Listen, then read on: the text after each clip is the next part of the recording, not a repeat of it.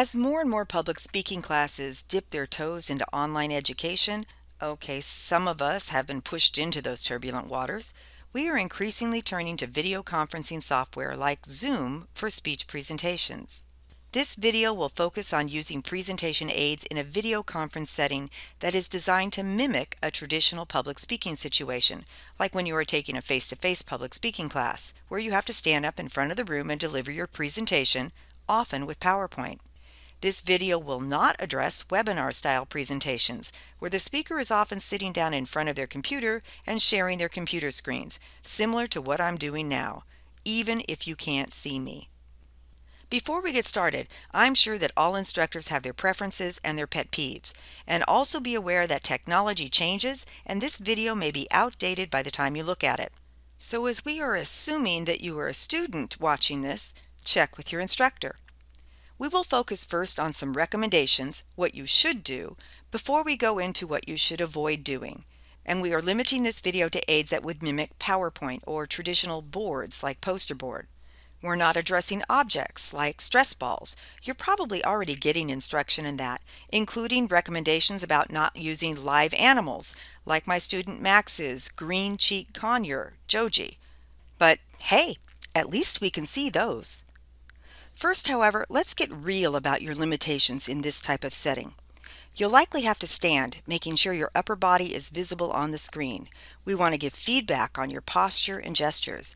That means you'll have to step back from your laptop's webcam or your phone, which you have propped up or on a tripod so it doesn't wobble, right? And we want to see your facial expressions and hear your dulcet tones so you can't be too far back. And of course, we need to see your visual aids. Otherwise, they neither aid nor enhance the presentation. PowerPoint as we typically use it is probably not going to work for you. You probably don't have just the right size spare monitor hanging around that you can use to project on. While a TV might work, you'd also need the know-how to hook everything up. And you're already likely stumbling along with technology using the video conferencing software, so the Murphy's Law axiom definitely applies. If anything can go wrong, it will go wrong, and at the worst possible moment. But hey, if you've got the equipment and the know-how, do it. But if you're like most of us, you'll need to go low tech, and I mean really low tech. Some suggestions are traditional boards like foam core or Illustrator board, rigid enough to not flop around. And size is important too. While in a classroom, bigger is definitely better. On a computer screen, if it's too big, it will be out of the video frame. Regardless, figure out if you want to hold it or put it on an easel or something that will prop it up so it doesn't slide down. Standard 8.5 by 11 inch paper. How low tech is this? Create your PowerPoint and print it on paper. Then when you present, show it to the camera. Tips with this technique? Use the landscape mode to design your aids. If you're using PowerPoint, that's the default. But the default for a word processor is portrait mode, so you'll want to change the layout. Most computer monitors are set up in landscape mode, so if you use portrait mode, you may block your face or some of your content won't even be showing. Don't cram everything on one page. Make your image or words as large as possible and take up the whole page. Print in color if possible. Limit the number so we can see you most of the time and the aids only when we need to see them. When you need to show them, put a piece of cardstock or even a clipboard behind it. I might use a pad of paper, you know, the ones with the tear-off pages and a thin cardboard backing. And you only need one of these, as you can slip it behind each page when you lift it up. When you need to show it, step closer to the camera or webcam and show it to the webcam, not the center of your screen. Hold it steady as, especially if we are experiencing bandwidth issues, webcams take time to focus on an image. It will be blurry otherwise. And only show it for the time we need to see it. Remember, we want to see you more than your aids. Flip chart paper that you can attach to the wall. They make the sticky ones using the sticky post-it note technology, but beware, these are a little pricier than most. However, they have the advantage of being able to be moved around.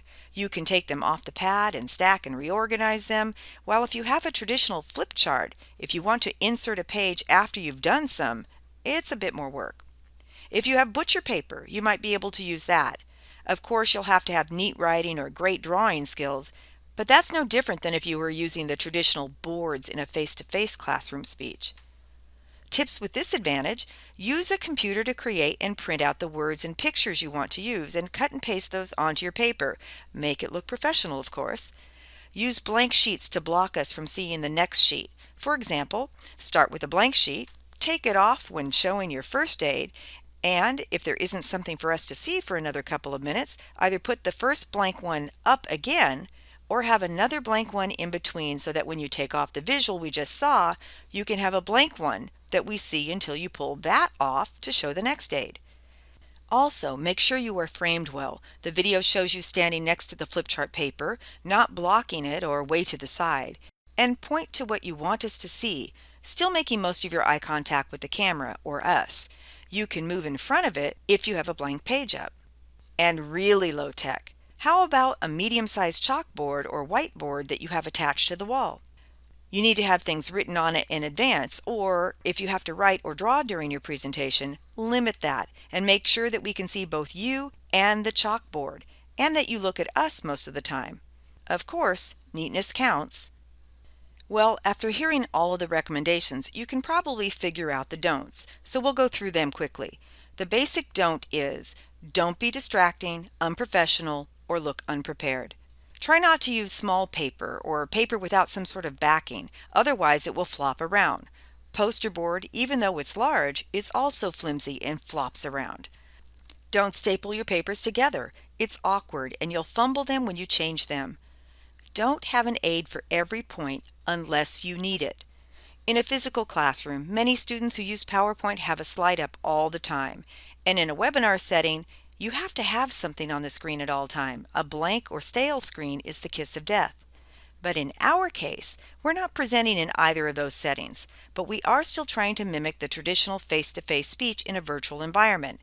Having an aid or holding on to one for every point, especially something word-heavy like your preview statement or a bulleted list, would be extremely ineffective.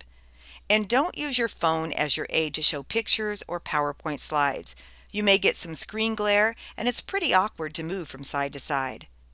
So there you have it. With the knowledge of the limitations you'll face when you do a traditional public speech in a video conference setting, recommendations for how to choose and use your aids effectively, and a series of things to avoid, you'll be able to be competitive when you swim in the online pool. Regardless of the type of aid you use, it's vitally important to practice with them.